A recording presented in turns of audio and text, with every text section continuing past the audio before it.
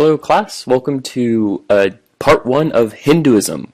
So here we're going to see a major shift in, obviously, the traditions we're looking at, in the geography of the histories, but also in terminology, and we're going to challenge many of the assumptions we have about religion in general.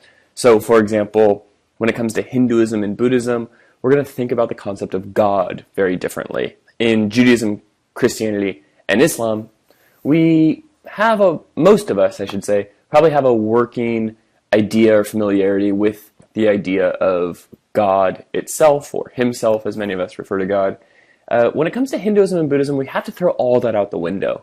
We need to start fresh. So there will be times when I use the word God in Hinduism, not so much in Buddhism, but more in Hinduism.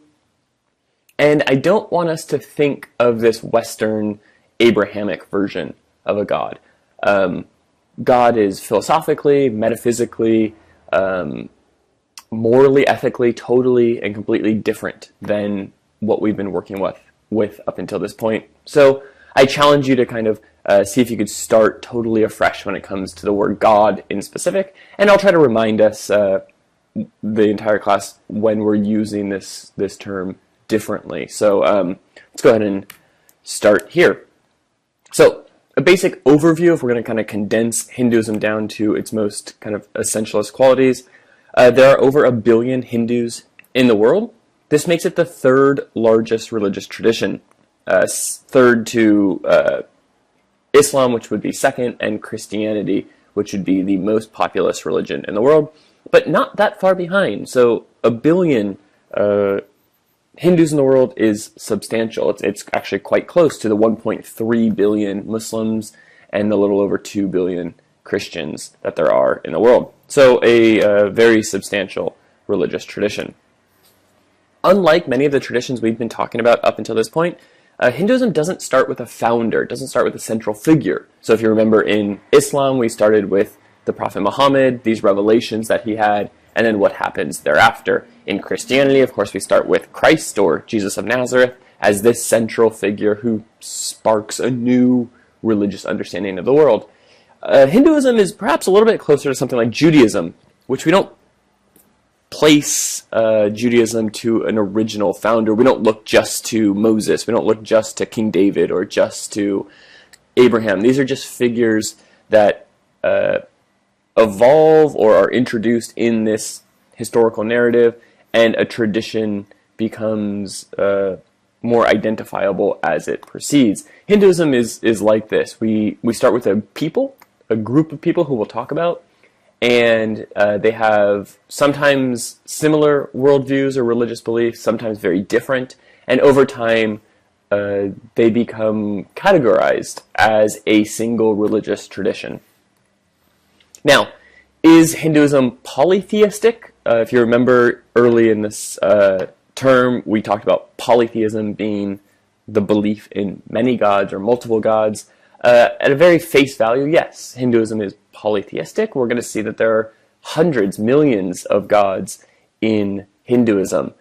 However, we're also going to challenge that assumption with the notion that perhaps all of these gods aren't seen as individual, independent gods that Hindus worship, but rather they're all representative of some larger ultimate reality, some singular ultimate reality, and that these gods might be seen by some Hindus as representative of different aspects of that oneness.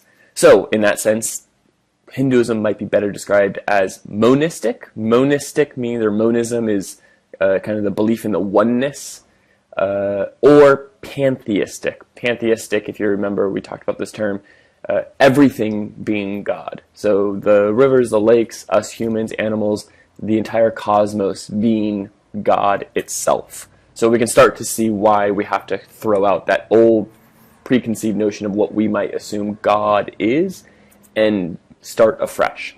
Now, we're going to talk about this term Brahman quite extensively, but Brahman is the closest equivalent to, or the Hindu version of, God / the oneness of ultimate reality. So as you see here, there's a clear rejection of a personal, human-like God, the one God that Michelangelo paints on the Sistine Chapel, for example.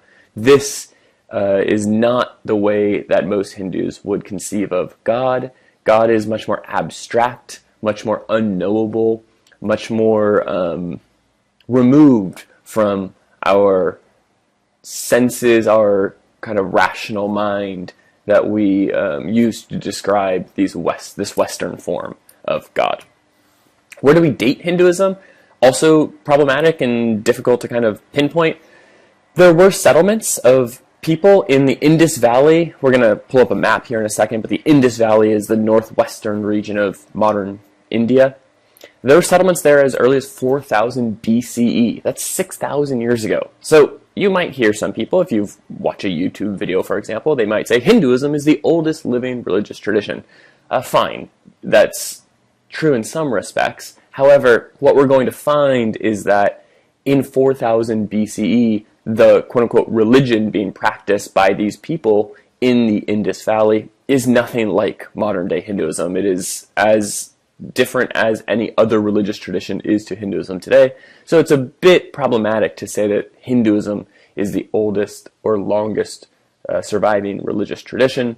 However, Hinduism, modern Hinduism that we are more familiar with today, does have its roots in this civilization.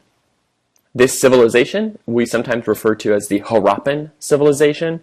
And we're going to talk about this history of these Harappan people. Sometimes we call them Dravidians, which I have on a slide coming up here. Actually merge or combine with another culture, and out of the combination of these two civilizations, these two distinct cultures, emerges something that we can start to call ancient Hinduism or Vedic Hinduism. Vedas referring to these texts that were produced between the 15th and 12th century BCE. And then we're going to talk about developments thereafter, mostly these other texts that are produced called the Upanishads. Now, as I'm sure you can already tell by this point, there is a lot of terminology here and history here that you are not familiar with. So it's all the more important that during Hinduism and Buddhism in particular, but especially Hinduism, you're reading the textbook, you're reading any of the materials I've assigned, because it's going to be impossible to get a grasp on Hinduism as a religious tradition from these lectures alone. So I can't repeat this enough. Do not rely just upon these e-lectures to try to do well on the exams or quizzes, but also you just won't get a full sense of the tradition itself. So it's very important that you, either before or after, are reading the textbook to clarify what you did not understand in this e-lecture. Places that seemed like I'm going through very quickly is probably indicative of you not grasping the ideas themselves. So be sure you're going through and filling in these gaps with the reading that I've also assigned.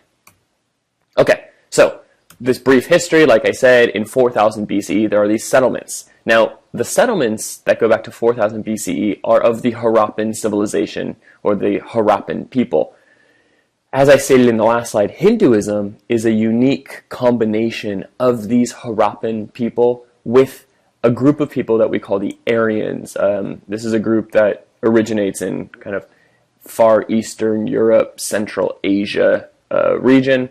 They descend down upon this Harappan civilization, and it's when these two civilizations combine that we get something like ancient Hinduism.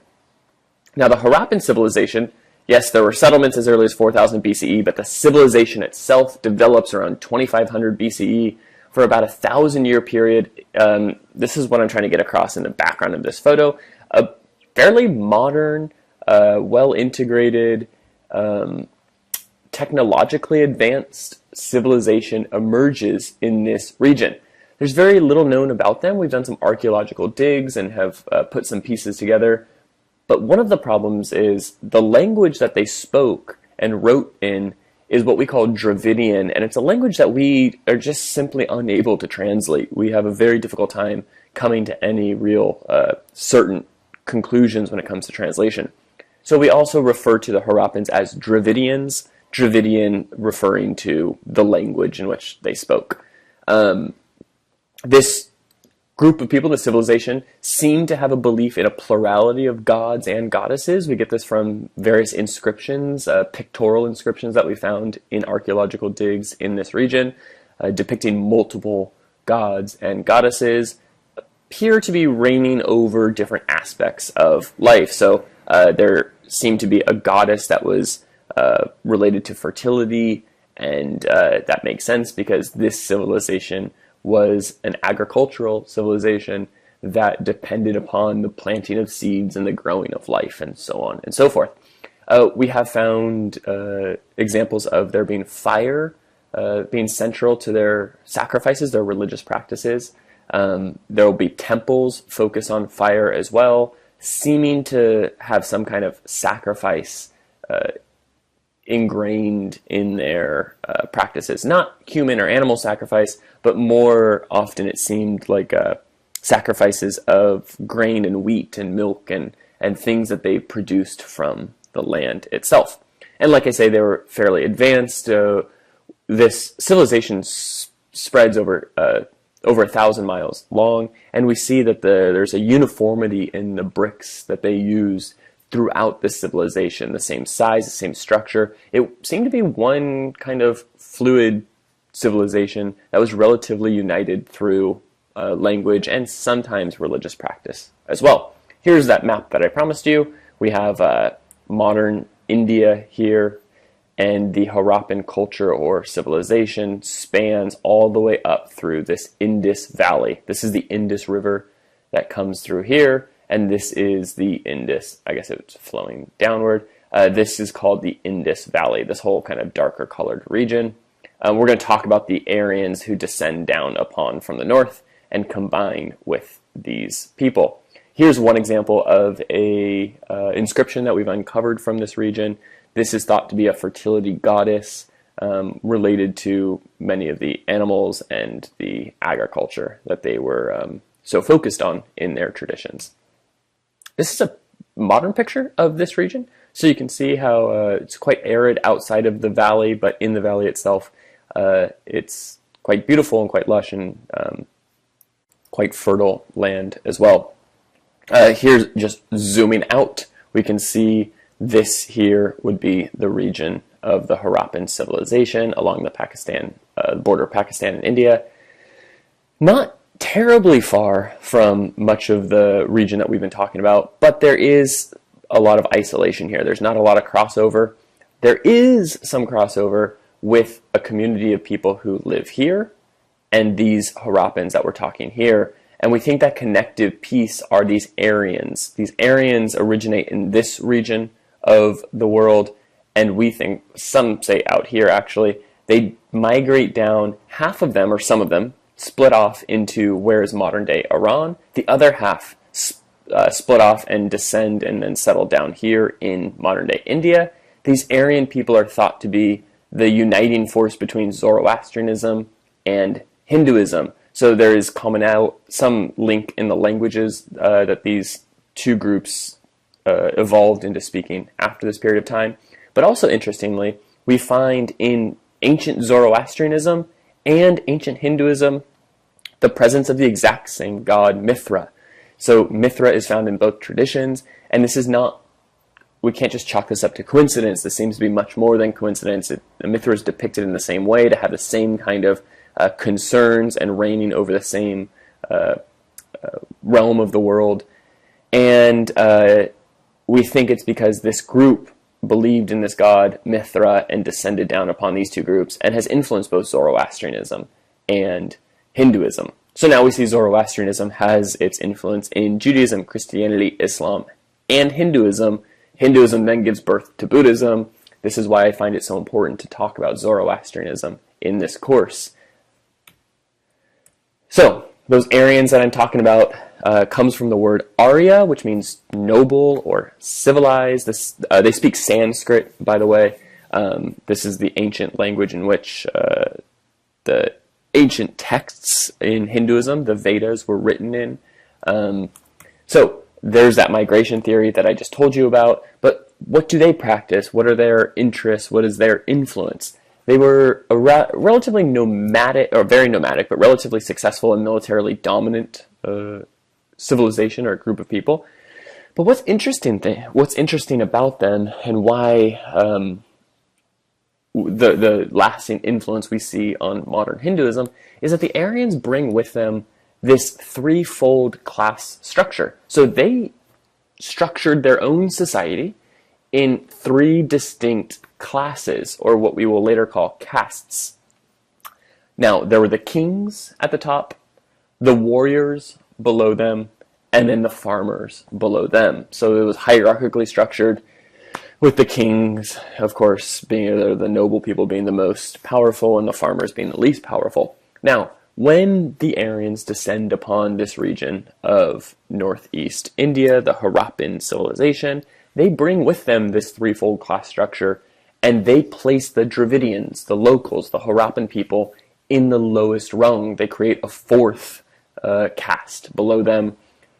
This is the birth of the caste system that we see, unfortunately, last through the 20th and still surviving through the 21st century in India. It has been outlawed, but it is still a thriving cultural presence. It still exists in many ways.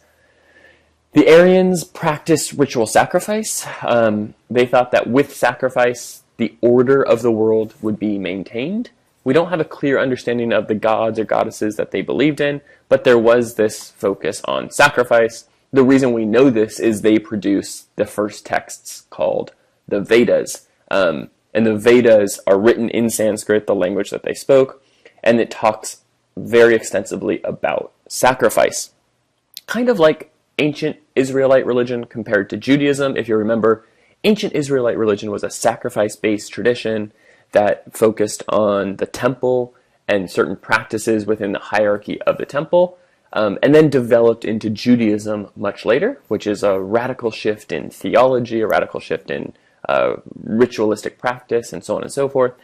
The Hinduism has a similar history. So the ancient form of Hinduism is focused on sacrifice and temples and fire, and then changes significantly through the progression of history, which we will spend a lot of time talking about in this class. This is when the Vedas are produced. They're orally transmitted for a long period of time, eventually written down, we think between 500 and 1000 BCE, though we don't have like original versions of these copies. Okay, now at this point we're going to talk about some philosophical concepts, and this is the point where I wish we had an in-class setting, because I would be able to kind of draw up on the board and take your questions and walk you through each portion, and that's just going to be too difficult to do. So while I'm talking about each of these concepts, I need you to be sure, especially things like moksha, atman, karma, samsara, brahman, these terms that I'm sure you're not familiar with. You're going to need to listen to this probably multiple times, but also read your textbook and look at the other materials that I'm giving you as well. So, God in Hinduism, like I said, not the Western assumptions that we all probably are coming to this class with. Rather, God is this singular concept that is expressed or manifested through various gods and goddesses or deities. So there's this oneness in the universe that is described sometimes as God, but more often as Brahman. And that oneness is described through a variety, thousands, millions of different gods and goddesses. Now this oneness is called Brahman, so I'm going to try to use Brahman instead of God, because it means something different when we hear the word. It's difficult for us. When we hear God, we tend to think of our assumed attributes to this Western God. So let's use the word Brahman as much as possible, which I think is better described as just ultimate reality. So the reality that we are not all exposed to, that we're not all fully aware of. There's a reality that underlies this assumed reality that we all live in. So when you're walking around and you have interactions and you're using your rational mind to draw conclusions based on certain premises, this is kind of our reality, mundane reality. Hindus are going to say there's a deeper reality, ultimate reality called Brahman, that goes beyond all of our kind of normal assumptions and senses in this world. Brahman is not gendered. It's not described as he or she. It comes from the root word in Sanskrit, this root BRH, which means brah, which means to expand or means to grow. So our understanding of the world, of how the universe works, of our part in the world is constantly expanding, constantly growing. Another way to describe Brahman is that it is the true nature of all existence. So it is not just our individual interactions, our individual experiences that we attach ourselves to. Rather, it's the true nature of all existence. It totally and completely defies definition. One must experience Brahman in order to understand it. We can't just describe it through a rational process of description. This is, as you can see, making my job very difficult. I can't bring you all to the point of realizing Brahman, realizing the ultimate reality of all nature. So I'm going to do my best describing what that might look like. One way in which Hindus have done this is through allegory. So through stories, through narratives that kind of give you a better sense of the concept that we're trying to understand. And one of those is this allegory of us being a drop of water in water. What do I mean by that? Now, ultimate reality can be described as the entire ocean. So think of the vastness of the ocean, how large, how immense the ocean is. And you take one drop of water out of that ocean. That one drop of water is supposed to be you. So you are of the same makeup, the same chemical, molecular makeup as that ocean. You're of the same substance. You were taken from it. But we see ourselves not as the ocean anymore, but we see ourselves as the drop of water. We can look at the drop of water, it has a certain shape to it, has a certain weight to it, but it experiences the world very differently now because it is taken out of the vastness of the ocean itself. Now, each and every one of us in our lives here are like that drop of water. We've been removed from the ocean. We have forgotten where we come from. We have forgotten that we are a part of this larger thing. Even though if you take that drop of water and you take a sample from the ocean, it's the same. It's the same makeup, right? It's the same molecular makeup. Now, our goal is to return that drop of water to that ocean. So our goal is to return ourselves to ultimate reality, to understand that our nature is the same as everything else. Now here's the other kicker. That ultimate reality, that ocean, is everything in existence. It is the plants, the animals, the desk or computer sitting in front of you. It is everything at its core. So part of returning that drop of water to that ocean is realizing that there's no separation between me and you. There's no separation between you and non-human animals. There's no separation between you and the river that you have vacationed at every year since you were 7 years old. Whatever it might be, we are all of the same nature. We're all of this larger thing called ultimate reality.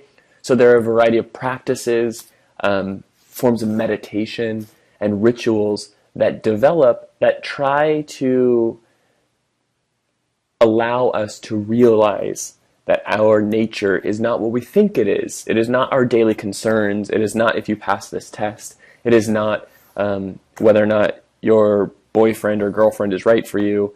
It is not any of these things. These things just kind of make our mind fuzzy. They block us from seeing the true nature of reality. So our goal is to more fully understand that true nature of reality.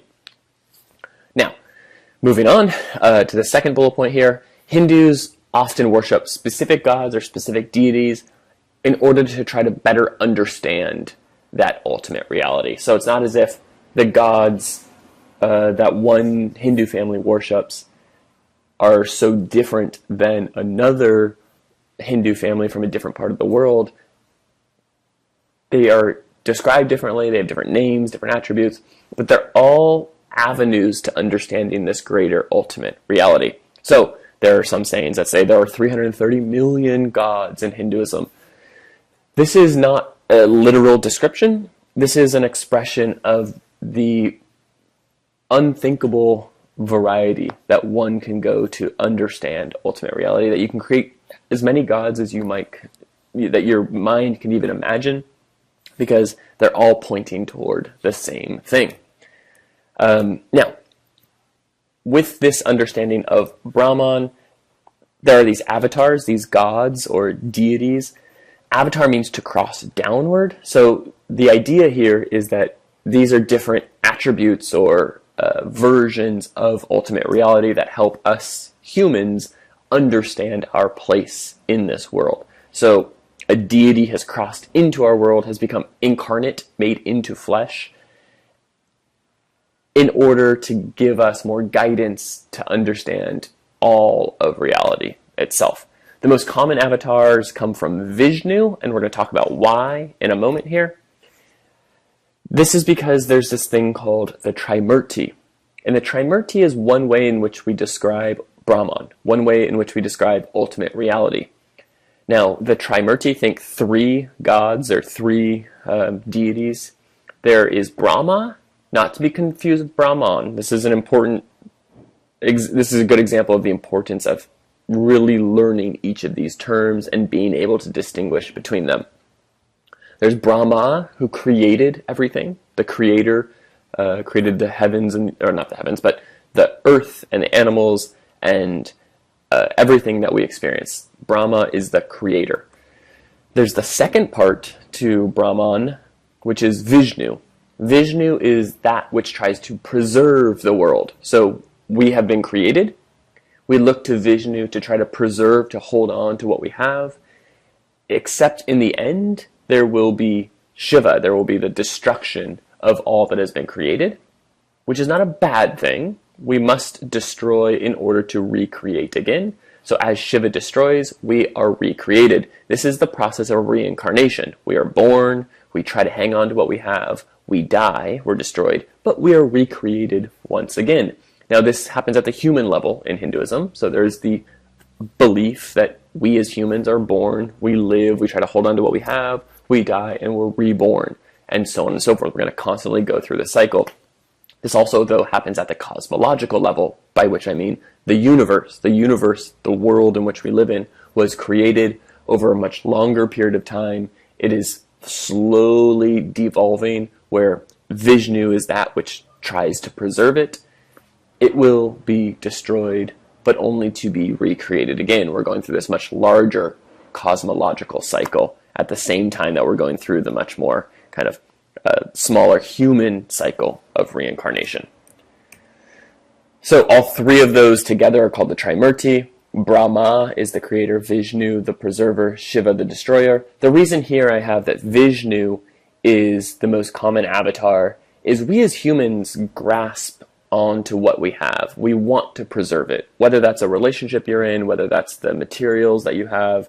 I just, for example, scratched the back bumper of my new car.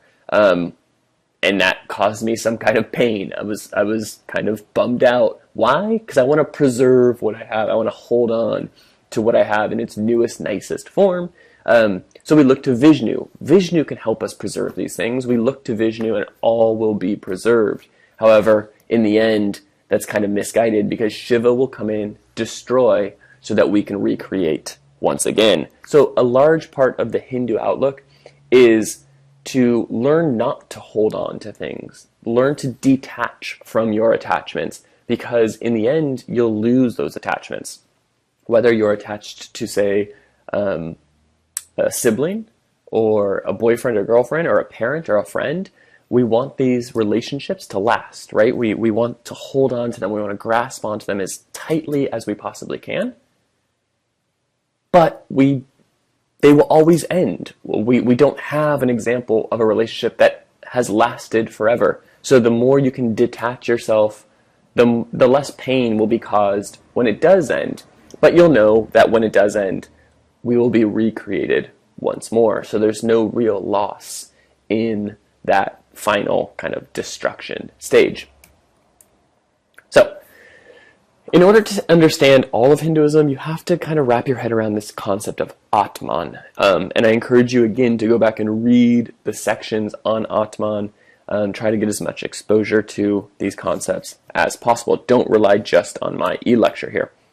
Atman can be described many ways, but it's often described as the soul or the self. And it's not the soul that you're familiar with, that we think you're in tune with, and that you're comfortable with. Rather, it is that aspect of you that continues on through reincarnation. So when you die, your Atman continues, and it is reborn into a new body. But we often, from the Hindu perspective, don't fully understand our true Atman, our true self, or our true soul.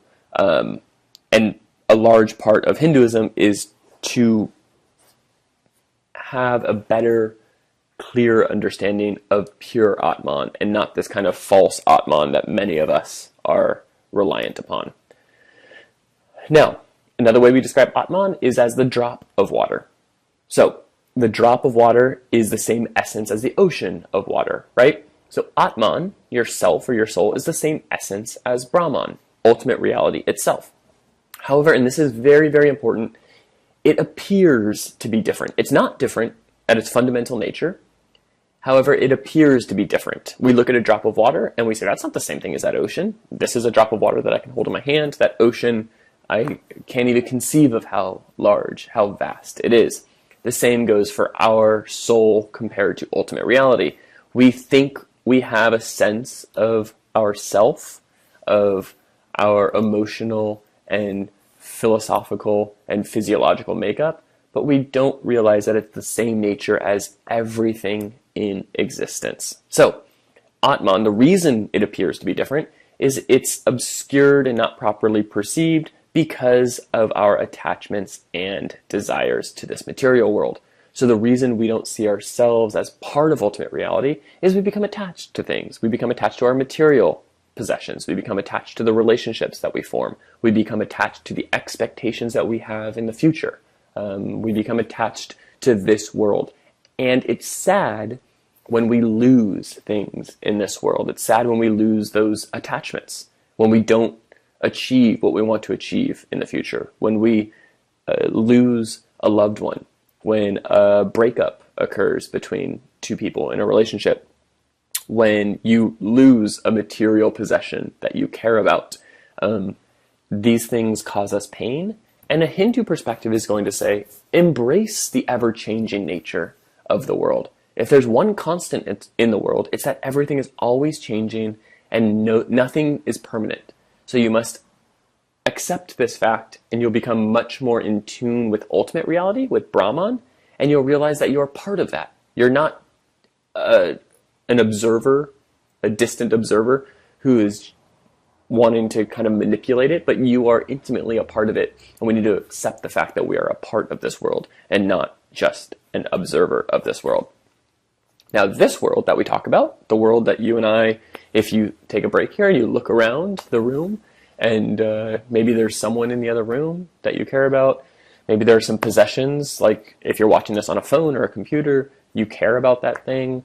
Maybe you have a piece of jewelry on that you really care about, whatever it might be. This world, the world we know, is called Maya in Hinduism. It's the world of illusion. Now, we're not saying that ring on your finger or the watch on your wrist or the table in the other room isn't real. That's not what we're saying. We're not saying it's an illusion and it's not really there. What we're saying is the value of it, the permanence of these things are illusions, because they will not exist for all time, and we will lose our attachment to them. Because this world's illusory, we do not perceive the pure, true nature of our own soul, of our own self, which is Atman, and we don't perceive the true nature of reality, or Brahman, because our attachments to this world, right? I can't see that I am the same nature as you, and that you and I are the same nature as the farm out in rural central California, or that we're not the same nature as the buildings in downtown LA. The idea is we are all of the same ultimate reality. There is nothing that distinguishes us outside of our mental capability to form attachments to this world, that we think and want these many relationships, these many attachments to be permanent. And they're anything but permanent. They're going to be gone. They'll be taken away from us at some point.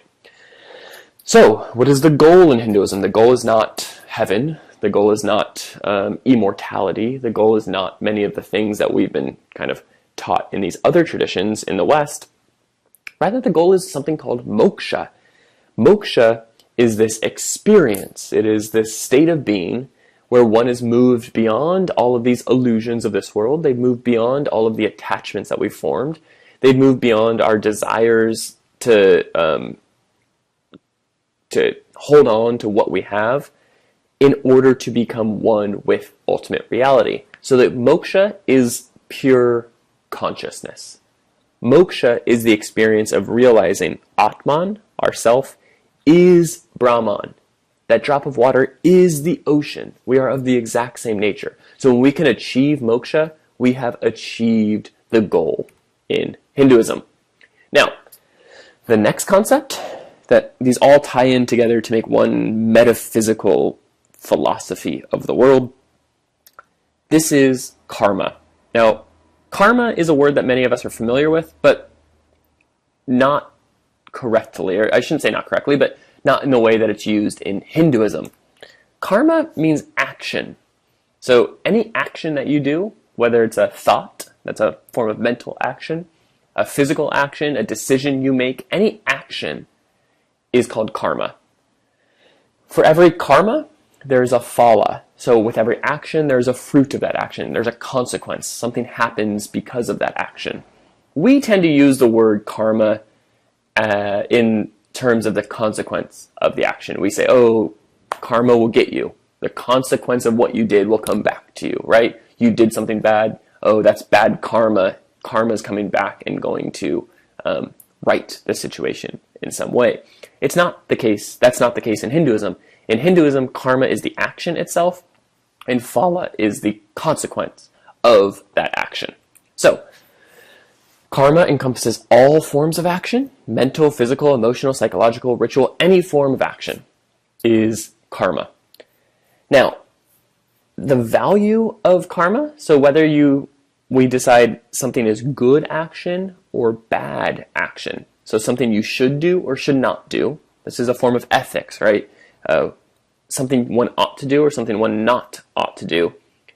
The value of it is totally dependent on one's dharma. Now, a dharma is your social caste duty. So we're going to learn in subsequent slides here that in Hinduism, you're born into a caste. You're born into one of these social classes. And each social class has a set of duties attached to them. So if you're born into the warrior caste, for example, your duty is to fight. If you're born into the Vaishya, the farmers and laborers caste, your duty is to work. Now, good action, good karma, is whether or not you're performing your duty. So if you're performing your duty, whatever that is, that's good karma. So, for example, if you're born into a warrior caste and your duty is to fight, good karma, good ethical action is to fight, regardless of the outcome. You don't think of the consequence. So if your duty is to fight and you look across the way and you see your brother on the other side of that line, and that you're about to fight and potentially kill your brother, your job is not to decide whether or not that is a good thing based on your attachment to your brother, why you care for him, your attachment to life, why you care about life itself. Your determining factor on whether or not this is good karma is whether or not your dharma, your duty says you must do this. And if you're a warrior, your duty is to fight. So good karma is to fight. And we're going to see this played out in this story in the Bhagavad Gita. We're going to look at this warrior Arjuna who goes into this battle with these moral questions in mind and has to decide whether or not he should fight or should not fight. And the moral of the story, spoiler alert here, is he should fight. Why? Good karma is dependent on your duty. It must be in accordance with your dharma, and your dharma says you must fight, so he fights. So again, your dharma is your duty. These work out in many ways. Your duty might have something to do with ritual laws. If you're of the highest Brahmin class or caste, which is the priestly caste, we're going to go over these castes in a bit here. So this will make a little more sense. After going through those castes, you might want to come back and listen to this session. But every person, the idea is, must uphold his or her duty. You must uphold your dharma. Why? This is the idea, and this goes back to this ancient Aryan belief that the world, the whole universe, works with a certain set of assumptions, with certain laws that are in play. And this natural ordering of the universe, we must work in accordance with that. And that natural order of the universe has given us direction, has given us advice on how we should live our lives, on what duties are prescribed to each of us.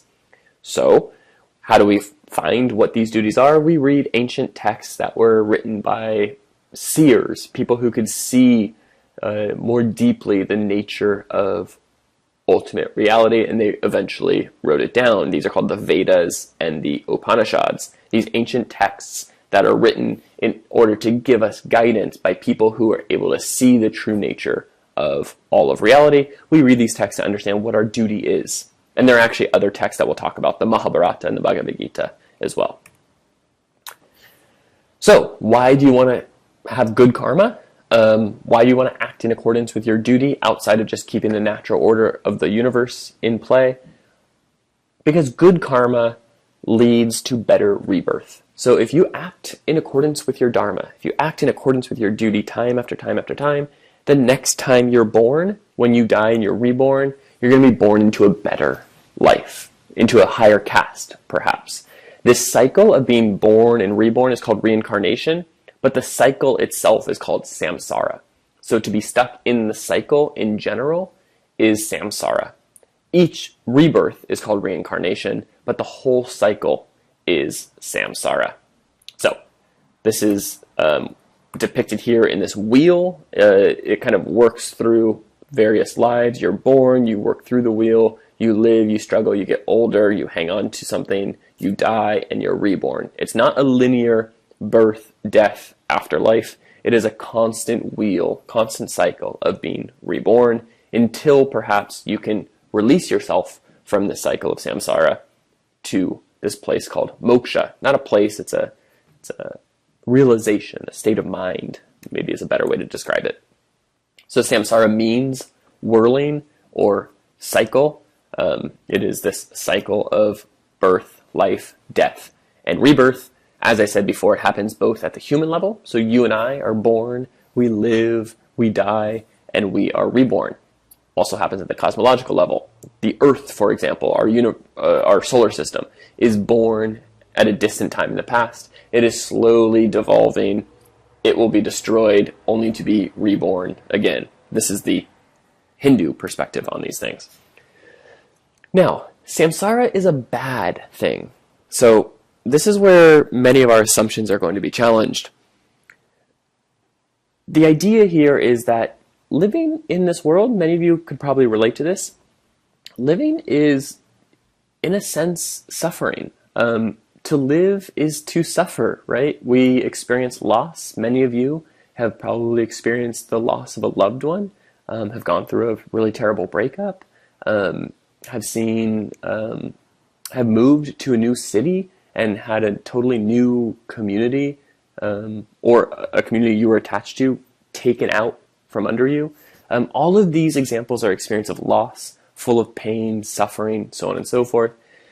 And we want release from this. We don't want to suffer anymore. So the Hindu, and we'll learn the Buddhist perspective on the world, is that to live is to suffer, and we must seek a way in which we can be released from this suffering. We're caught in this cycle. To be reborn is bad. To be reborn means you're going to, in the end, suffer at some point. Yes, you'll experience joy. You'll fall in love. You'll experience, sensual, sexual joys. All of these other things are wonderful. They're a great part of life. However, the only assurance is that in the end you'll lose all of these things. You'll lose your attachments. So we're a bit naive to have a positivistic view on the world. We're a bit naive to think that all the experience of life is joyous and in general positive, because you're forgetting the fact, or you're blind to the fact that in the end you will lose these things. So falling in love is fantastic, but that will end at some point, right? And the Hindu perspective is very keenly aware of this. Now, we're in this cycle of samsara, this cycle of life, death, and rebirth, because of karma. We haven't totally done our duty.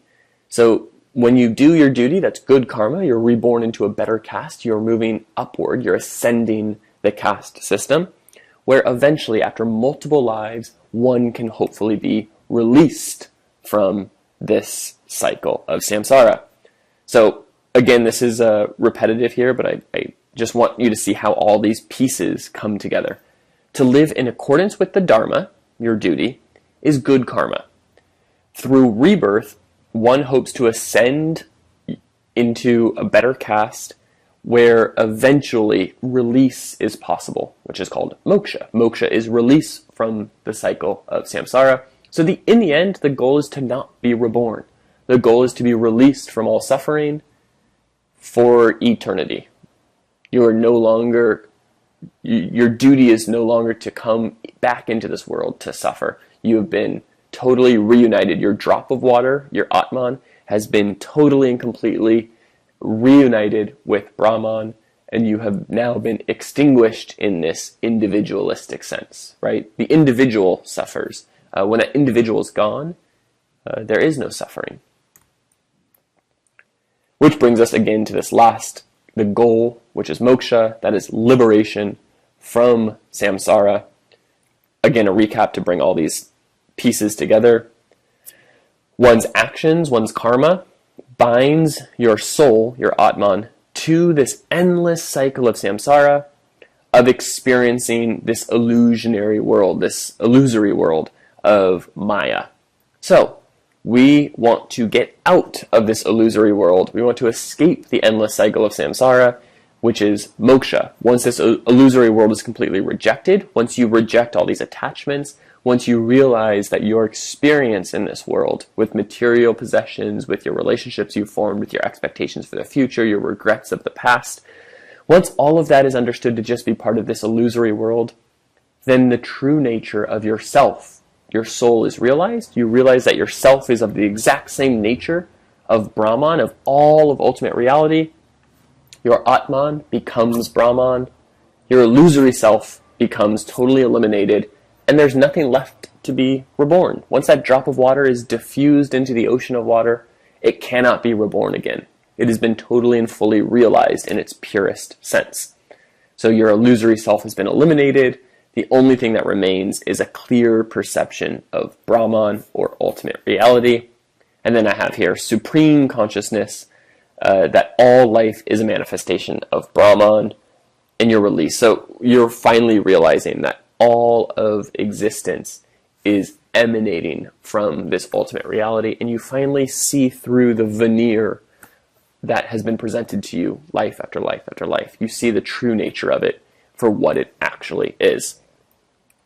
So how does one achieve moksha? This should be your next question, right? If you buy into all of this and you're like, okay, great, I see that my world is illusory in these ways. I form these attachments, they cause suffering. There's something deeper here. There's something more profound in this world. I want to achieve that. How do I go about achieving that? This is the practices that evolve in Hinduism, the rituals and paths. So there are multiple paths. There's no one single approach. It's not as if, say, in, Christianity, you accept Christ as the sacrifice savior for all sins, and then if you believe in that, you go to heaven, for example. That is not the case. In Hinduism, there are multiple paths. No one would say there's only one path, but you might be familiar with some of these paths. The first would just be renunciation. So to renounce this illusory world, give up your possessions, give up your attachments, renounce this world, live as an ascetic. I would look up the word ascetic. This is in your book as well. An ascetic is someone who has given up these material possessions and has become more in tune with the world itself, with ultimate reality. Don't worry about those other points. Also, yoga. So various forms of yoga are developed in order to train the body and train the mind to detach the self from the illusory world. And we're going to talk about these forms of yoga in much more detail in a later slide. Now, I should note, we talked about there being 1 billion Hindus in the world. The vast majority of Hindus are not trying to achieve moksha. You don't have 1 billion people who are renouncing the world, giving up their attachments and their possessions. Rather, most Hindus are looking to specific gods and goddesses in order to achieve better karma. So, with hopes that in our next life, one will be reborn into a better place, and that maybe many lives down the road, one might be able to achieve moksha, but for now, our concerns are much more, I don't want to say mundane, but they're much more conservative, much smaller scale. Try to do good, try to do your duty, to achieve better karma, to have a better shot at it in the next world. So we're going to kind of play out these concepts a lot more. But before we move on, let me see if I have another slide. No, I'm actually going to stop here. Before we move on to the next lecture, it's imperative that you understand every one of these keywords more than what I just presented. So my guess is that was a difficult lecture to follow, that it was confusing at times, that at times you maybe stopped this and said, what the heck is he talking about? That's fine. That's to be expected. We're totally shifting gears here. However, I need you to be reading the textbook and going back through and making sure you see how all these pieces fit together before we move on to this slide. Because from this point forward, I'm going to be using this terminology as if you understand it. So just be sure that we've done that, and then we'll move on from there.